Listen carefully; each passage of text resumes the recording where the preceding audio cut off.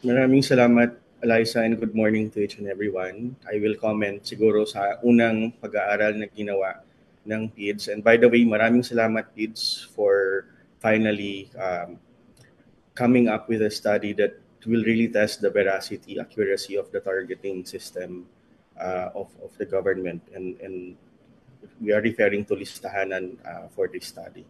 Una-una siguro, uh, kami ay nagagalak sa findings ng PIDS that 90% of the 4-piece beneficiaries are actually coming from the bottom 50%. So nag-agree po kami that that is an indication of progressive targeting that the government has been doing since listahanan was first launched in 2008. So yun po yung una. Pangalawa, nais ko rin pong mag-comment doon sa consistency ng information na nadiskubre ng PIDS habang ginagawa nila ang pag-aaral na ito. Consistency, ibig sabihin, hawak-hawak nila ang database, beneficiary database ng DSWD at tiningnan nila kung tama ba, ang consistent ba, magkapareho ba ang datos nung ginawa nila ang pag-aaral. And nabanggit din po na meron talagang mga hindi inconsistent na iba ang nasa DSW database, iba rin ang nalaman nung bumaba ang PIDS or ang SWS to conduct this study. First, siguro, I would like to emphasize that generally speaking, listahanan man po yan, CBMS or population census or any survey for that matter, the moment a house, ang karanasan po namin, the moment a survey is completed, paglabas ng enumerator sa household na yun, immediately the information can be outdated. Kasi maaring during the assessment, halimbawa lima sila sa household, ito yung kanilang mga trabaho, ito yung kanilang address, maaring kinabukasan iba agad. Maaring kinabukasan bumukod agad yung isang miyembro ng pamilya kasi halimbawa namatay, nagkasakit, bumukod, may sariling pamilya, or maaring yung dating may hanap buhay, kinabukasan nawalan ng trabaho for many reasons. So, ganon talaga kay-dynamic ang information ng households. No? Regardless yan kung yan ay listahanan, yun CBMS or PAPSEN, yan sa experience ng DSWD, ganon kabilis maaring magbago ang information ng isang pamilya o ng isang individual. So, yung findings ng inconsistency, therefore, is expected and does not necessarily mean irregularities in implementing, for example, the DSWD programs. No? So that's one. Pangalawa, mas lalaliman ko pa siguro yung usapin regarding consistency. Kasi kanina pinakita rin yung consistency ng mga dynamic information gaya ng employment at static information like address. No? At sinasabi nga kanina sa study na yung mga static information like address ay mas mataas, mas consistent ang information sa DSWD versus doon sa ginawang pag-aaral ng PIDS. Mas tama, mas pareho ang address. Meaning, dala-dala nila ang beneficiary database. Ang isang beneficiary, for example, taga-QC, pagdating nila sa area, andun nga talaga, taga-QC, same address. Mas consistent, kumbaga, yung demographic information versus the dynamic information like employment. Ano? Nais ko sigurong i-emphasize din na ang pinag-aaralan kasi natin ngayon 4Ps. So, ideally, ang isang record ng isang household sa DSWD, dapat lahat yan updated. Updated ang pangalan, ang address, yung educational attainment, trabaho, even cellphone numbers, yung mga assets na meron sila sa bahay, may cellphone pa sila. Ideally, lahat yan in-update. No? However, since ang pinag-uusapan natin ng 4Ps, ang natural behavior ng mga beneficiaries ay i-update lamang ang mga impormasyon na maaaring makaapekto sa matatanggap nilang cash grant or makakaapekto sa timeliness ng pagkatanggap nila ng cash grant. Kaya ibalik ko doon sa discussion na kung bakit siguro mataas ang consistency sa mga um, uh, static information address uh, like for example yung address. Mahalaga sa 4Ps beneficiary na ina-update ang kanilang address every time naglilipat sila ng bahay, kasi kung hindi, maaring mamarkahan sila, halimbawa non-compliant halimbawa sa FDS, or hindi sila makapag-participate sa mga community development activities among 4Ps for that particular month. So, ganon si 4Ps mag-update, kasigasig mag-update ng mga impormasyon na yon. Hindi masyado sa employment. Kasi ang sinasabi kanina na medyo mababa ang consistency kapag dynamic information like employment. Kasi sa disenyo ng 4Ps, si 4Ps bilang isang programa na nakatutok sa education and health, hindi masyado si 4Ps beneficiary mag-update ng kanyang impormasyon kung sa ba ay may employment or wala, anong klaseng employment siya. Kasi walang epekto yon sa matatanggap niyang cash grant mula sa programa. No, yun ay experience ng 4Ps. And yun din ang focus ng pag-aaral ngayon. Maaring ibang experience kapag ibang programs naman ang nasa context natin. Halimbawa, magbigay ako ng example lang, halimbawa, Sustainable Livelihood Program. No? So ang dynamic information na employment na hindi masyadong consistently ina-update sa 4Ps because of its design, maaring taliwas kay SLP halimbawa. Kasi maaring sa SLP, yun yung doon mas masigasig nag-update ang mga SLP beneficiaries ng kanilang trabaho. Again, the consistency, what I'm trying to, ang gusto kong iparanting siguro, ang consistency kasi minsan informed din yan or dinidikta rin yan ng disenyo ng programa. Kung anong conditions na meron, kung ano yung requirements ng programa.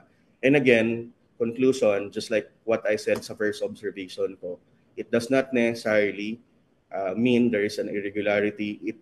It's expected, yung ganong information.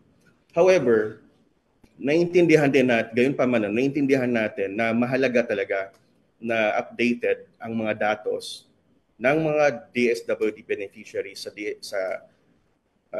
DSWD, kasi maaring ang pagtingin natin sa ngayon ay kanya-kanyang program, but ultimately kailangan nalaman din ng DSWD o ng pamahalaan ang iba't ibang information na ito, at mahalaga na ang information ito updated sa pagnanais natin maintindihan ano ba talaga ang katayuan ng mga kliyente nila malapit sa DSWD.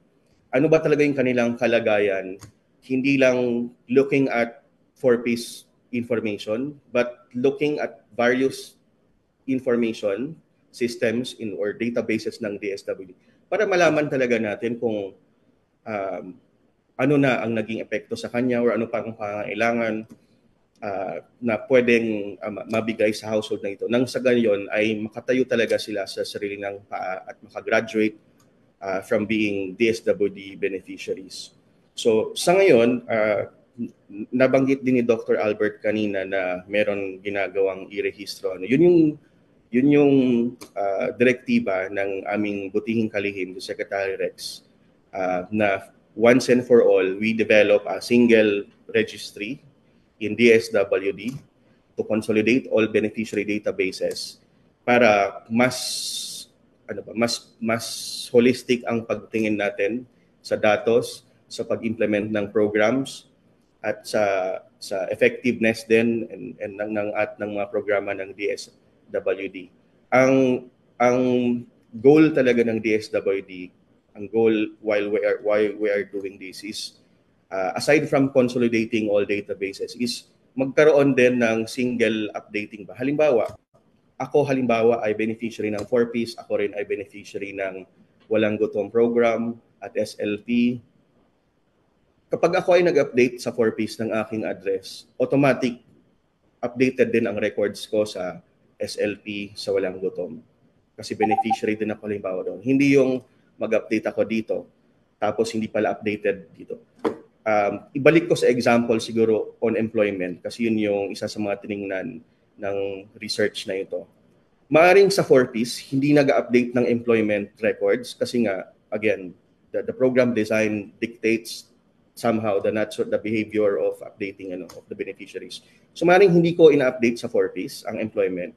Pero kung ako rin ay, for example, beneficiary ng SLP, doon ako nag-update, dapat din ma-update ang record ko sa 4Ps. So ganon namin tinitingnan ang isa yun sa mga kino-consider namin. Yun yung plano ng Secretary for DSWD Social Registry o yung tinatawag naming DSR. Nakikita rin namin na isang supporting documents na lang. Halimbawa, ikaw ay mag-update ng address mo. Magsasubmit kayo ng requirements proving na dito ka nakatira. Kung ikaw ay nag-update dito, ito ang update mo. Kung ano man ang supporting documents na sinabit mo kay 4Ps, dapat magagamit din yon halimbawa ng social pension or ng Walang Gutom, for example, or the food stamp program. Isang document management system for all supporting documents. So that's one. Pangalawa, so yun, masusunod na niya yung pag-update ng mga beneficiaries. Kung mag-update ka sa isa ng iyong dynamic and static information, nagre-reflect din sa kabuuang database ng DSWD. Pangalawa, naiintindihan din natin na may mga limitasyon, halimbawa ang updating processes. No? Kaya ninulunsad din ng DSWD yung self-service and online updating. Meaning ikaw mismo, beneficiary, halimbawa, ang mag-access ng iyong record sa DSWD, titingnan mo kung merong dapat i-update or merong palitan at kung merong dapat i-update, ikaw mismo ang mag-update. Ikaw mismo ang magkukuha ng supporting documents, submit mo sa DSWD online. At nasubukan na yan ng DSWD at naging successful yung online and self-service updating. The people, the 4Ps beneficiaries are starting to, how do you say this? Update or transact with government services online, no? Especially itong mga poor households that we're DSWD is. So yun, may self-service capability. And katuwang din namin dito, nais ko ring emphasize, katuwang din namin dito ang PhilSys, ang PSA, ang DICT kasi sinisiguro din natin na ang nag-update, nag-access ng kanilang records ay siya talaga yon. Kasi ang iniwasan natin, ako, ma-access ko ang datos ng ibang household na hindi maaari yon. Kaya mahalaga sa amin itong PhilSys verification bago ma-access yung kanilang record. So, ang karanasan din namin, maraming nagsusubok umaccess at maraming naharang and mas nasisiguro namin na dahil sa PhilSys, mas tama, yung taong nag-update ay mas sila yon, hindi yung mga ibang tao or any attempts by non-beneficiaries. So, nabanggit din kanina Dr. Albert na mahalaga rin na simulan na rin yung explore paano ma-maximize ang AI sa targeting and information management practices ng DSWD. Yan po ay sinisimula na rin ng DSWD para mas mapabilis halimbawa yung verification ng information and other things. But aside siguro sa AI-assisted na verification and validation of updates, for example, tinitingnan din ng DSWD ang na lumabas sa DSWD. Ibig sabihin, ang verification ay mangyayari din sa iba't ibang ahensya. Halimbawa, ako 4Ps beneficiary or ito yung ni-report kong for example, school facility kung nasaan ako. May verification halimbawa sa DepEd or kung ako ay mag-report ng aking or hindi mag-report ng aking employment, maaaring kunin instead, for example, sa database ng Department of Labor and Employment. So, ang usapin na ito sa ngayon ay within DSWD lamang, pero hindi namin in the future sinasara yung ganitong possibility within DSWD alone, but ultimately with the entire government sa buong pamahalaan para mas nanatiling epektibo ang targeting, nanatiling wasto at tama ang mga datos ng mga kliyente ng DSWD. So, yun lamang siguro ang 3 points that I wish to impart to share in this webinar. Again, maraming salamat, PIDS, for producing this research, and eventually this will really help inform our policies, our procedural enhancements, the institutional arrangements also within DSWD in implementing our programs. Maraming salamat po. Yun lang.